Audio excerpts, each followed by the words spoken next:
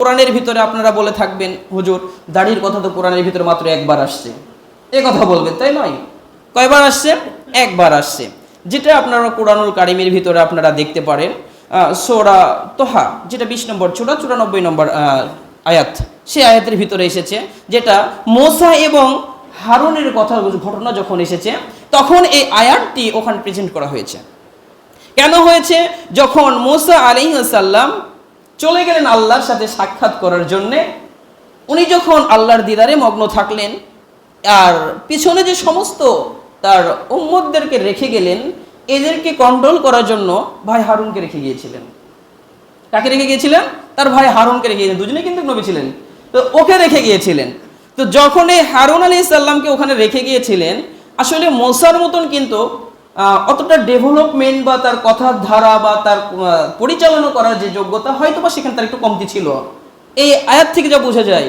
তো কেননা মুসা আলাইহিস সালাম যখন আল্লাহর দিদারে গেলেন, আল্লাহর সাথে কথোপকথন করছেন বা তার ধ্যানে মগ্ন থাকলেন, ছোট ভাইকে দায়িত্ব দিলেন, দেখো আমার অবর্তমানে তুমি আমার যেগুলো আমাদের সঙ্গী সাথী রয়েছে, সাহাবা রয়েছে, তাদেরকে তুমি কন্ট্রোল করো, মেনটেন করো। এ বলে উনি যখন চলে গেলেন, উনি যখন সেখান থেকে আল্লাহর ধ্যান থেকে ফিরে আসলেন, সাক্ষাতের পর তার সঙ্গী সাথী সাহাবাদের কাছে যখন ফিরে আসলেন, তখন এসে দেখছে এরা তখন বাছুর তৈরি করেছে, গরুর একটা গোবর্ষ বাছুর তৈরি করে ওরা আল্লাহকে খুঁজছে তার ভিতরে। নাউজুবিল্লাহ। শয়তান কত তীক্ষ্ণ ব্রেন নিয়ে চলে মানুষকে জাহান্নামে নিয়ে যাওয়ার জন্য। আমরা মুসলমান একেবারে এর থেকে অনেক উদাসীন।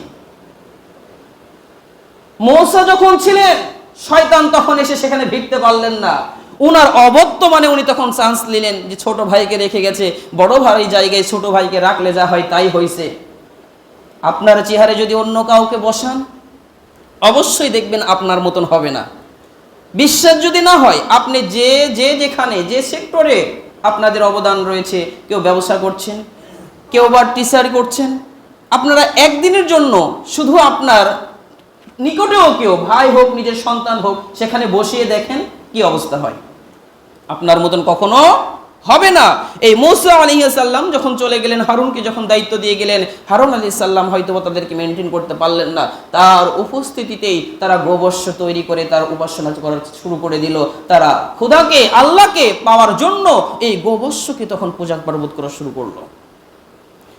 তখন মুসা আলাইহিস সালাম সেখান থেকে ফিরে এসে হারুন আলাইহিস সালামের দাড়ি ধরলেন।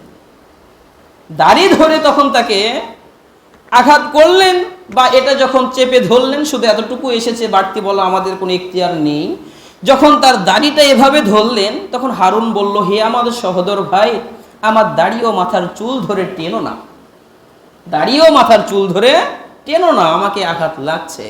তো এই কথাটা শুধু এসেছে কোরআনের ভিতরে, দাড়ির কথা একেবারে স্পষ্টভাবে। এখন বলতে পারেন একবার এসেছে, 92 বার আসাও যাক মানতে পারি না, একবার আসে তাক মানবে, এটা কোনো কথা? 92 বার কার কথা এসেছে বলেন তো? এত ধীরে বলেন কে? পাওয়ার নাই, একটু জোরে বলেন, কতবার এসেছে, কার কথা এসেছে? নামাজের কথা এসেছে। আরে ভাই বলে না কেন, কথা বলে না কেন? নামাজের কথা এসেছে। নামাজ যদি না পড়ি বলতে গেলে তো ভয় লাগবেই হুজুর। হ্যাঁ, জোরে বলতে হবে। ঘুমাচ্ছেন, ঘুমায়েন না, একদিন বুঝতে পারবেন সময় খুবই নিকটে, আজরাইল খুবই কাছে, একদিন ঠিক বুঝতে পারবেন।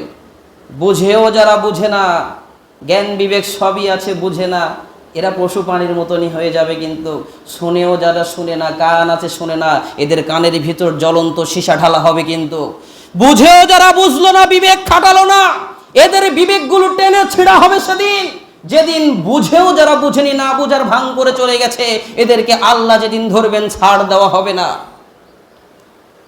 এমন ধরা ধরবেন সেদিন আর আল্লাহ ছাড় দিবে না।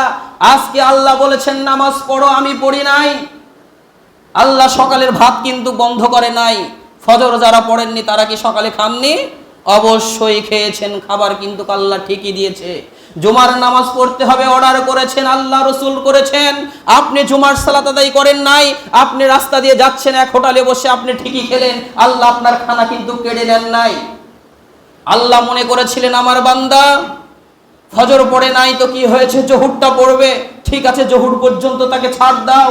জোহরে হয়তো বা ফজরের কথা অনুতপ্ত হয়ে আমার কাছে দয়া ভিক্ষা চাইবে, সিজদা করে বলবে আল্লাহ আমি ভুল করেছি, পাপ করেছি, ক্ষমা করে দাও, আমি ফজরের সালাতটা ছেড়ে দিয়ে বড় অন্যায় করেছি।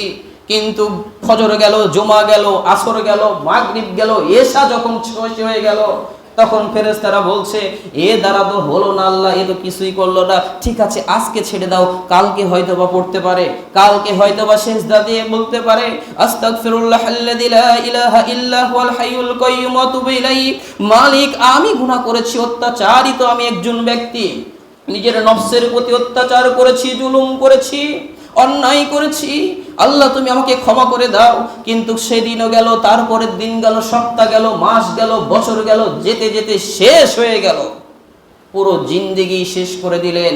প্রথম যেদিন দাড়ি চেঁচেছেন সেদিন ফেরেশতা প্রত্যেকটা দাড়িতে বরকত রয়েছে, প্রত্যেকটা দাড়িতে আল্লাহ পাক রব্বুল আলামিন রহমতের ফেরেশতা রেখেছেন।